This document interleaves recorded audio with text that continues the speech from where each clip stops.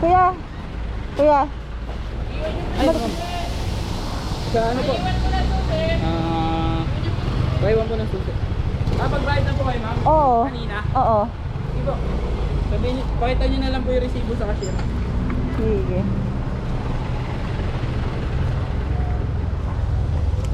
Na tayo? Sagot lang. Wala pang 5 minutes tapos na ako. Nagtitingin na nila ako. Kasi kararating ko lang dun sa pila tapos umalis na kaagad ako. Tapos na yung motor ko. Na-inspect na. Like, pang 161 pa lang yung ini-inspect. Kasi yung number ko is 172. Kasi kanina pa akong umaga, nag-offline lang yung LTO. So, umuwi muna ako. Uwi na ako ng bahay. Doon ako sa bahay mag-renew.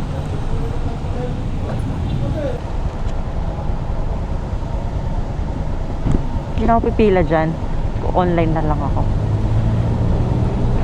Malamang sa malamang pag nagpunta ako ng LTO Muntinlupa kayo or dyan sa Tonasan, dyan lang sa tabi is maraming nakapila. So online registration na lang ako para hindi na ako makigulo pa dyan. Today malamang sa malamang is naipon yung mga magpaparenew ng sasakyan nila.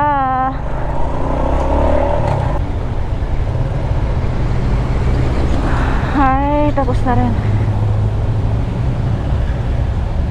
Kagulo kayo dyan. Dito ako sa bahay. Magre-renew.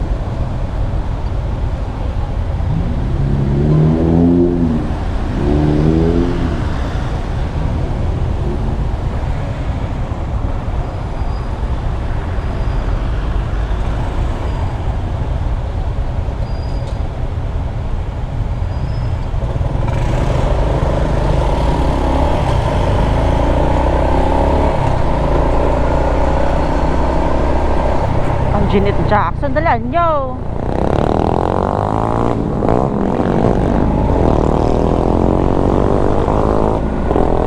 So ayun na nga ang pangyayari.